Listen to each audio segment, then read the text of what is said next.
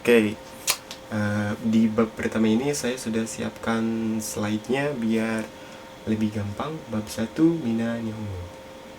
Oke.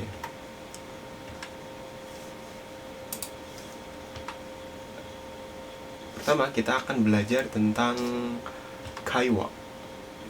Oke, maaf saya menulis animasinya seperti ini.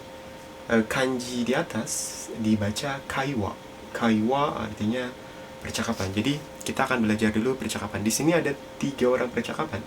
Maksudnya 3 orang yang melakukan percakapan dalam bahasa Jepang. Oke, judul percakapan antara 3 orang ini adalah Hajimemashite. Hajimemashite. Oke, Sato. Oke, Sato berkata, Ohayo gozaimasu. Ohayo gozaimasu.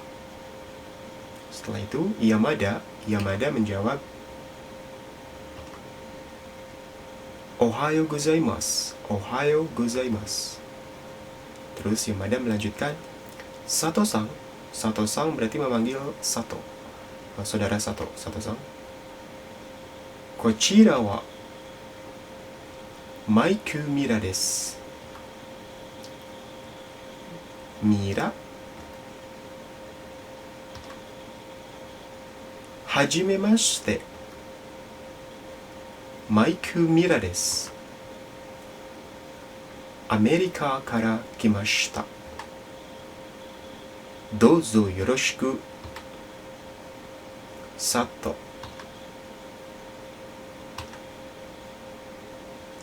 Sato Keiko desu. Douzo yoroshiku. Oke. Setelah kita belajar cara membacanya, sekarang kita beda dari isi percakapan ini, kita terjemahkan ke dalam bahasa Indonesia. Hajimemashite. Hajimemashite itu salam perkenalan atau salam pertama yang diucapkan ketika bertemu dengan orang baru. Di sini ada 3 orang yang sedang bercakap-cakap, yaitu Sato, Yamada, dan Mira. Sato berkata, Ohayo gozaimasu. Ohayo gozaimasu artinya selamat pagi. Setelah itu Yamada menjawab, Ohayo gozaimasu. Artinya tetap selamat pagi. Okay. Sato-san memanggil Sato, yang orang yang diajak bicara. Kochira wa Maiku Mira desu. Ini adalah Mike Mira. Mike Mira nama orang. Itu di percakapan yang ketiga, Mira. Setelah diperkenalkan, Mira berkata, Hajimemashite. Hajimemashite, salam kenal. Maiku Mira desu. Nama saya adalah Mike Mira. Sebenarnya di buku Mike Miller, cuma ditulis ke dalam katakana jadi Maiku Mira. Mike Mira desu. Amerika kara kimashita. Saya berasal dari Amerika. Douzo yoroshiku. Senang berkenalan dengan Anda. Terus Sato menjawab, Sato Keiko desu. Saya Sato Keiko. Sato Keiko, ya Sato Keiko nama bacanya. Douzo yoroshiku. Senang berkenalan juga dengan Anda. Oke, yang bagian kaiwa kita selesai. Sekarang kita langsung masuk ke Renshu A. Renshu A itu belajar pola kalimat dalam bahasa Jepang. Oke, dalam Renshu A, yang poin pertama kita akan membahas fungsi wa. Oke, walaupun kita tahu dalam huruf hiragana ini dibaca ha, tapi sebagai partikel hiragana ha ini dibacanya wa. Nanti kalau kalian sudah belajar mungkin cukup lama, kalian bisa membedakan kapan membaca hiragana ini sebagai ha dan kapan sebagai wa. Jadi kalau sebagai partikel, hiragana ini dibaca wa. Oke, fungsi wa ini sebagai penunjuk kata sebelumnya sebagai topik atau subjek. Kalau dalam bahasa Inggris itu wa itu seperti is. Oke, biar tidak bingung, kita langsung saja ke contoh kalimatnya. Contoh kalimatnya seperti ini. Watashi wa Maiku Mira. Watashi wa artinya saya. Watashi artinya saya. Wa adalah partikel yang artinya adalah untuk menunjukkan bahwa watashi itu adalah sebagai subjek. Watashi wa, atau simpelnya dalam bahasa Inggris itu wa itu is. Jadi watashi wa, saya adalah Maiku Mira. Saya adalah Maiku Mira. Jadi saya adalah Maiku Mira. Watashi wa Maiku Mira. Oke, kita langsung contoh kedua.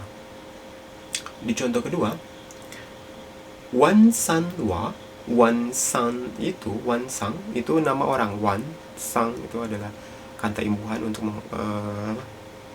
untuk di Jepang itu ada kata imbuhan sang yang untuk menghormati orang yang diajak bicara. Jadi Wan-san wa berarti wa adalah Isha. Isha itu artinya dokter. Jadi Wan-san wa Isha. Wan adalah seorang dokter. Oke. Kita langsung saja ke poin kedua. Poin kedua adalah fungsi des. Kata benda yang diikuti des menjadi predikat, juga berfungsi sebagai menunjukkan sikap sopan kepada lawan bicara.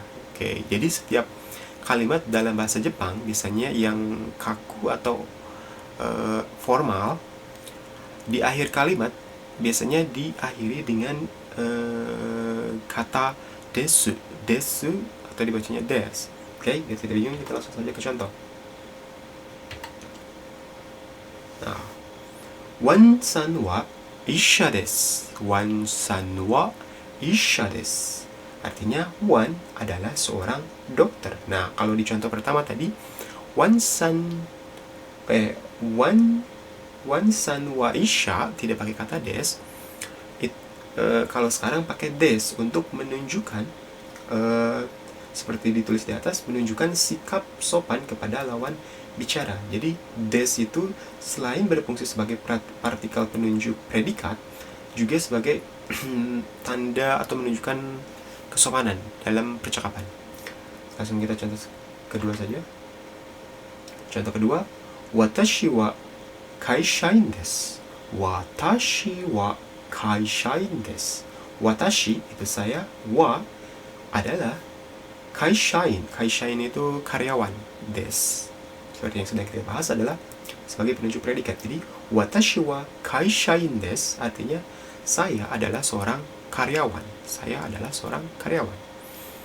Oke, selanjutnya adalah fungsi dari ja arimasen.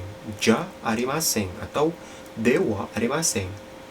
Ini merupakan bentuk kalimat negatif pengganti dari des. Kalau ja arimasen itu adalah bentuk casualnya. Bentuk casualnya adalah yang tidak formal, yang biasa digunakan sehari-hari. Sedangkan yang bentuk dewa adalah bentuk formalnya, biasanya digunakan dalam sebuah artikel atau tulisan dalam bahasa Jepang.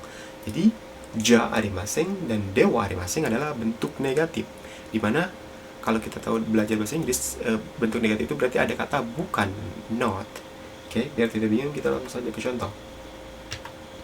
Contohnya, Santos-san wa Santos berarti nama orang. Santos-san nama orang. Santos-san wa gakusei ja arimasen. Santos-san wa gakusei ja arimasen. Gakusei berarti mahasiswa. Jadi Santos-san wa gakusei ja arimasen. Santos bukan seorang mahasiswa atau bukan seorang pelajar. Kalau bentuk kalimat positifnya adalah Sato-san wa gakusei desu. Sato-san wa gakusei desu. Santos adalah seorang mahasiswa. Maka bentuk kata negatifnya tinggal des-nya diganti menjadi ja arimasen. Ja arimasen. Jadi Santos-san wa gakusei ja arimasen. Artinya tadi Santos bukan seorang pelajar atau mahasiswa. Langsung ke contoh kedua. Isan wa Isan berarti nama orang. Isan wa Amerika jin desu. Amerika jin dewa arimasen. Jadi Isan nama orang, wa adalah Amerika jin, orang Amerika. Amerika jin, orang Amerika. Dewa arimasen berarti bukan. Bentuk kalimat bentuk negatif dari des. Jadi Isan wa Amerika jin dewa arimasen artinya Isan ini bukan orang Amerika. Oke. Selanjutnya adalah fungsi ka. Ka berfungsi sebagai kalimat tanya. Jadi, jika sebuah kalimat diakhiri dengan hiragana partikel ka, maka kalimat itu berubah menjadi kalimat tanya. Biar tidak bingung, kita langsung ke contoh saja. Contoh yang pertama adalah Mira-san wa Amerika jin desu ka? Mira-san wa Amerika jin desu ka? Artinya, apakah Mira orang Amerika? Jika bentuk kalimat positifnya adalah Mira-san wa Amerika jin desu, itu artinya Mira adalah orang Amerika. Maka jika ditambahkan partikel ka di belakang kalimat tersebut, maka berubah menjadi kalimat tanya. Mira-san wa Amerika jin desu ka? Apakah Mira orang Amerika? Oke, kita langsung contoh kedua. Mira-san wa sensei desu ka? Mira-san wa sensei desu ka? Apakah Mira seorang guru? Sensei artinya guru. Oke. Oke, kita langsung saja ke poin berikutnya, yaitu fungsi partikel mo. Untuk menyatakan bahwa subjek memiliki predikat yang sama dengan predikat sebelumnya. Jadi, kalau kita ingin menggabungkan dua kalimat yang memiliki predikat yang sama, maka setelah subjek kedua kita memasukkan partikel mo. Kita langsung ke contoh saja. Nah, contohnya seperti ini. Mira-san wa kaishain desu. Mira-san wa kaishain desu.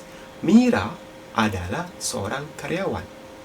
Gupta-san mo kaishain desu. Oke, maaf untuk yang kalimat kedua itu harusnya sangnya dalam bentuk hiragana, tapi saya menulisnya dalam bentuk katakana. Jadi salah ketik. Itu dibacanya Gupta-san mo. Nah, beda, berarti di sini ada dua kalimat. Yang pertama adalah Mira seorang karyawan dan Gupta juga seorang karyawan. Nah, ini sama seperti kata juga kalau dalam bahasa Indonesia, mungkin kalau saya terjemahkan secara sembarangan. Tapi ini kan dua kalimat yang memiliki predikat yang sama, yaitu predikatnya karyawan. Jika digabungkan, maka Gupta-san adalah subjeknya, maka tidak menggunakan lagi wa tapi mo. Jadi kalimat ini menjadi satu kesatuan. Oke, kita ulangi lagi. Jadi Mira-san wa kaishain desu. Gupta-san mo kaishain desu. Mira adalah seorang karyawan. Gupta juga seorang karyawan. Oke, kita langsung contoh kedua. Santo-san wa Brazil jin desu. Santos-san nama orang, wa adalah Brazil jin. Orang Brazil sama seperti tadi Amerika jin. Jadi jin di belakang jin nama negara berarti artinya adalah menegaskan bahwa orang tersebut berasal dari sana atau orang sana. Oke. Santo-san wa Brazil jin desu. Itu kalimat pertama. Kalimat kedua, Karina-san mo Brazil jin desu. Berarti Santos adalah orang Brazil. Karina juga orang Brazil. Oke. Yang terakhir adalah fungsi no atau partikel no, berfungsi untuk menyambungkan dua kata benda atau menerangkan dua kata benda tersebut sebagai satu kesatuan. Oke, kita langsung ke contoh saja. Mira-san wa, Mira-san nama orang, wa seperti partikel pertama nanti yang tadi kita bahas, yaitu adalah atau is dalam bahasa Inggris. Mira-san wa IMC no, IMC adalah nama perusahaan. IMC no shain desu. Shain desu. Shain itu adalah karyawan. Bedanya dengan kaishain, kalau tadi kaishain itu berarti karyawan. Jadi menyebutkan karyawan dalam bahasa Jepang bisa dua. Jika mau menyertakan nama perusahaannya, jadi misalnya karyawan apa, maka di depannya kata karyawan kita cukup menyebutkan dengan kata shine, dengan di belakangnya ditambahkan partikel no dan nama perusahaan. Tetapi jika kita tidak menyebutkan perusahaannya, seorang karyawan, berarti kaishain. Oke. Kita kembali lagi ke pembahasan tentang partikel no. Mira-san wa EMC no shain desu. Mira adalah seorang karyawan EMC. Nah, fungsi partikel no di sini adalah untuk menggabungkan dua kata, yaitu EMC nama perusahaan dan shain karyawan. Jadi EMC no shain, EMC no shain, karyawan EMC. Jadi Mira adalah seorang karyawan EMC. Langsung ke contoh kedua. Karina-san wa Fuji Daigaku no gakusei desu. Karina-san wa Fuji Daigaku no gakusei desu. Nah, partikel no di sini menggabungkan dua kata, yaitu gakusei mahasiswa atau pelajar dan Fuji Daigaku. Daigaku artinya universitas atau kampus, sedangkan Fuji nama kampusnya. Jadi Karina-san wa Fuji Daigaku no gakusei desu. Karina-san wa Fuji Daigaku no gakusei desu. Karina-san wa Fuji Daigaku no gakusei desu. Artinya Karina adalah seorang mahasiswa di Universitas Fuji. Oke, cukup sekian untuk pembahasan bab 1 dari buku Mina Nihongo. Sampai ketemu lagi di video-video selanjutnya. Mata ne!